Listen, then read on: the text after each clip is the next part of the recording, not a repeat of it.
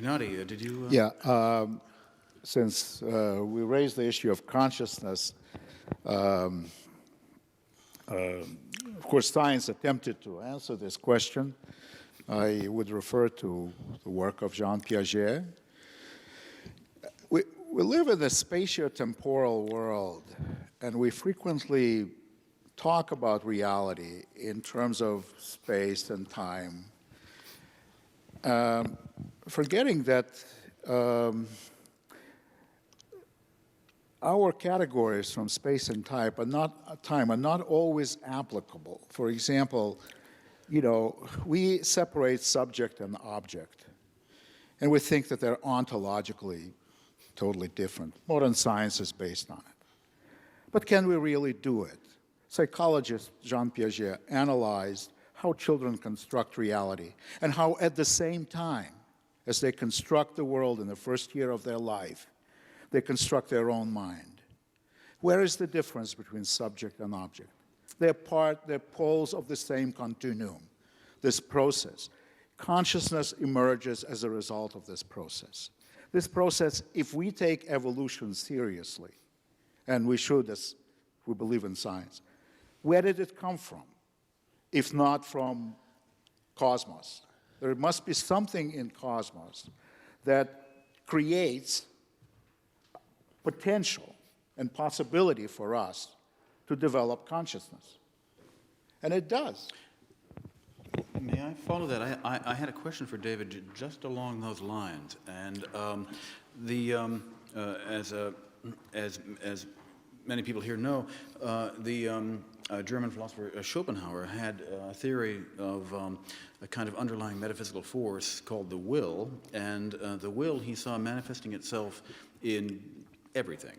And it was a sort of a theory of everything, and it was a theory of all motion, Schopenhauer said that it manifested itself most directly in music. When I read David's works, I thought, well, this is reminiscent in an interesting way of Schopenhauer, because Schopenhauer's will is a sort of force beyond us all that manifests itself in all human creativity, all human movement, all change, all everything. And that force is discernible in sort of all things. Now, that version of kind of philosophical romanticism was criticized on a number of points, but what I wanted to ask here for today is what Schopenhauer did was to really displace autonomy and responsibility and choice from the individual, in this case, let's say the composer, the musical composer, music manifesting the will sort of beneath the metaphysical power and force beneath everything, working its way out almost hydraulically. That force is the real source of all expressive content in the world. In fact, it's the source, he said, of everything. And so that force is actually what is manifesting through mere human beings who happen to be the instrument of that force, who think they're composing, Beethoven's Fifth, but actually it's the force doing it. It's actually the will beneath that's manifesting. And I wondered, in David's work, David, where is the potential? Is it out there manifesting itself somewhat like Schopenhauer through us, or is it in fact in us individually, or have I got a bad question that's too bifurcated?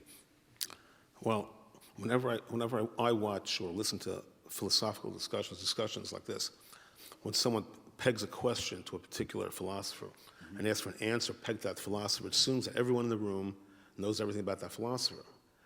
So, seriously, wait. So that's what I try to give brief. So therefore, all right. So So I'd like to limit the question to the dynamics, which was the end part of your question. Yeah.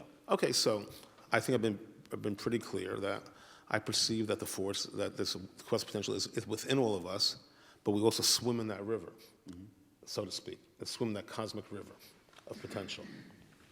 And that would be the very to the point answer to your question. I believe it's in us, but we also sort of swim in the cosmic river of potential. Does that make me a volitional agent, or does that make me a sort of puppet of some other thing?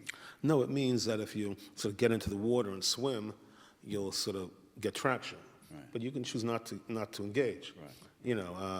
For sure, for sure. Yeah. That's the hypothesis. You know. Yeah. By the way, I just want to say one sort of footnote to our conversation. I just want to remind everyone that a lot of us have philosophical academic friends. The greatest kindness and cooperation we can show is to hammer each other with extremely difficult questions to sharpen the position at hand and to better understand it. And so I hope that no one misunderstands the nature of that project. It's cooperative, and we all see ourselves as working together. Anything else from the... No, I guess I misunderstood the panel, so I didn't hear comments about Summa. I was told we were just going to take questions about the topic of theology, or religion, science, and metaphysics. So that was what I understood we were doing here. I didn't know we were going to talk about Summa. Oh, yeah, we were, you were right, we're about to open up to that. Okay. And now sort of turn to larger connection. We kind of focused on David's work for the second part, and open it up to the entire conference, the entire theme. Okay, because I just... Everything you've done here. yeah, No, didn't- you were quite, sorry, there were two parts, I didn't make that clear at the beginning. Gennady? Maybe I want to say something that I would invite the panel to respond.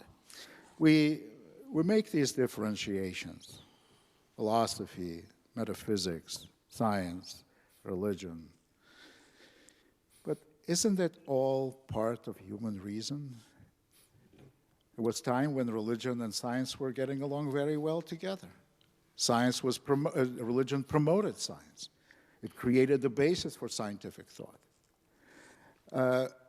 I'm more sympathetic to David's probably vague description, where he tries to bring it all together. And I think the reason what attracted me to this conference is precisely this sort of openness and willingness of people who come from very different directions to cross over to each other and interact. And let me give you one simple example. A child is born. The child has physiological functions. Child sees and child hears. And these functions know nothing about each other. They're totally separate. No connection between them. In the course of the first year of his life, or her life, the child learns to hear when he sees and to see when he hears. And the child is 10 months, he hears mommy's voice, he looks around, he's looking for an image.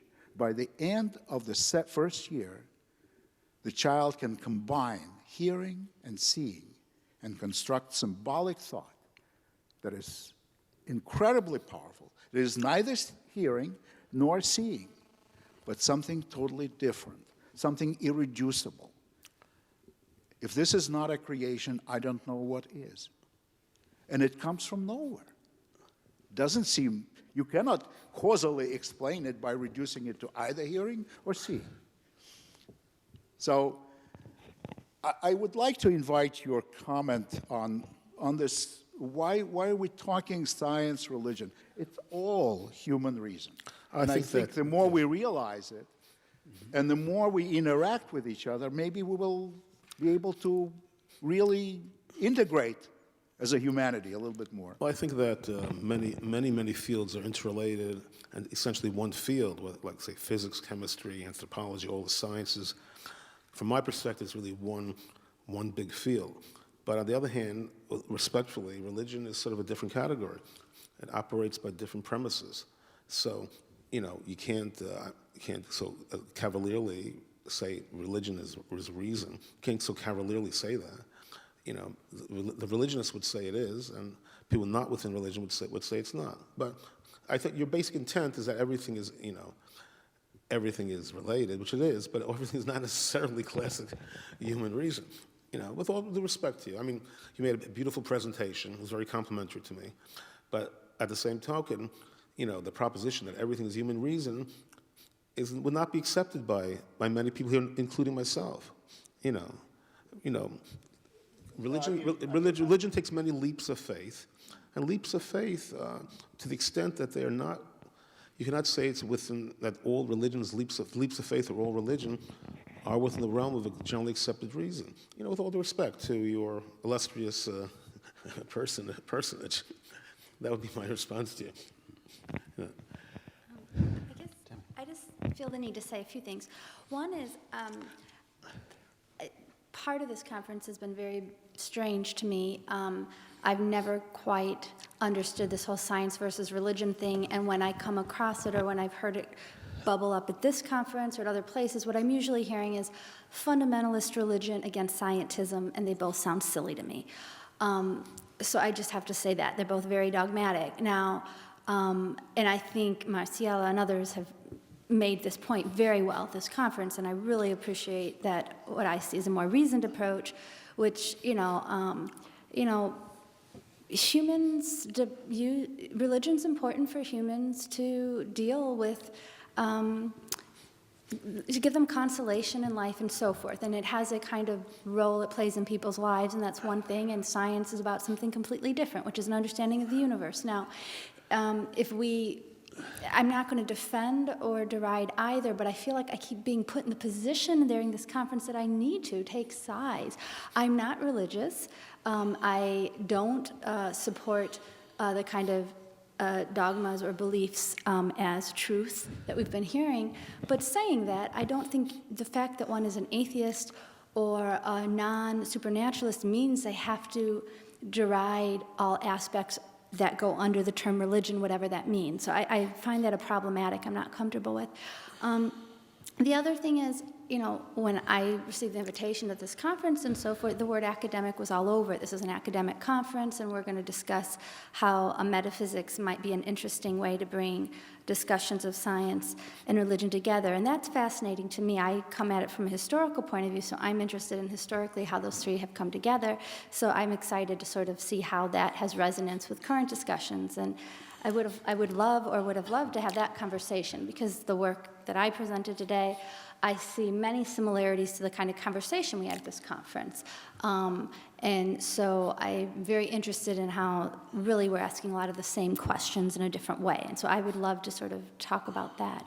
But yes, when I'm asked a question, I'm going to respond in an academic way, because I am here as an academic. And so I just want to say that I'm not going to apologize for that. That's why I'm here. So I find these concepts very interesting, and I've been really enjoying the conversations, and I really want to push these ideas. As you say, I think that's what we do. That's actually how we honor the discussion. We push it, we criticize if we see a problem, we try to understand.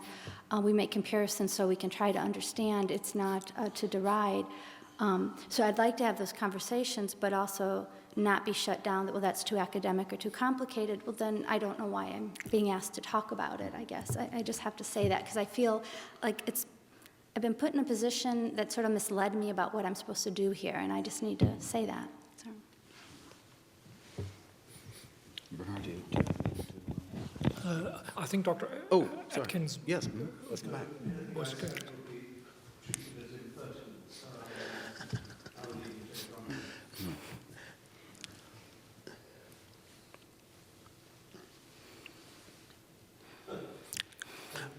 A moment, exactly, a very rare moment of silence in this entire conference.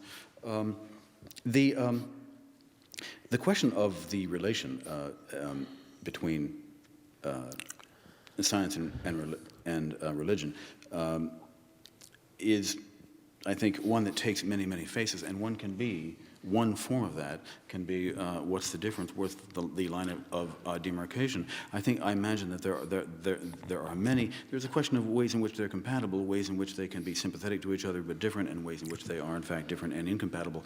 Those are all interesting, I think, ways of approaching the question of the relation, or really the relations between science and religion. But if I may, I just want to go back to one more version of that question, and it's this: if someone says subjectively, I feel that.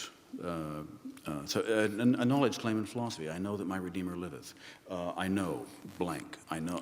In that case, you have a claim of knowledge. Now, do we want to bring the best philosophy we can find in to help clarify and better understand that question? Or do we want to say, on the other hand, that that's a subjective utterance. That's the kind of thing that is one's own business. That's the kind of thing that, you can say, I can say, anybody can say.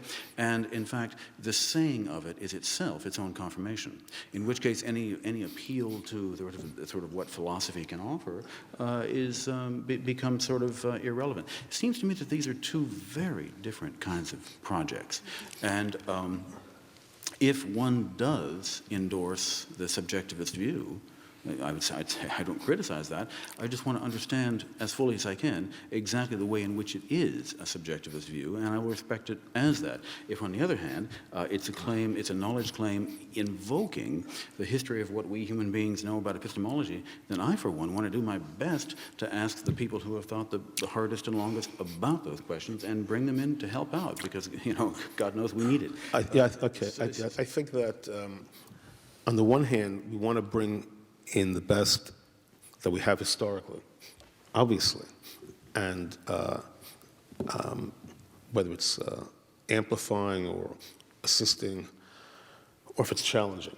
I was just saying that in trying to frame an answer, I find it easier to address it, like the specific sort of clinical issue, as opposed to the entire works of a particular philosopher. Meaning, for the sake of sort of clarity of the audience and the audience watching the program later. So obviously, this is an academic conference, and we want to bring to bear Schopenhauer, and et cetera.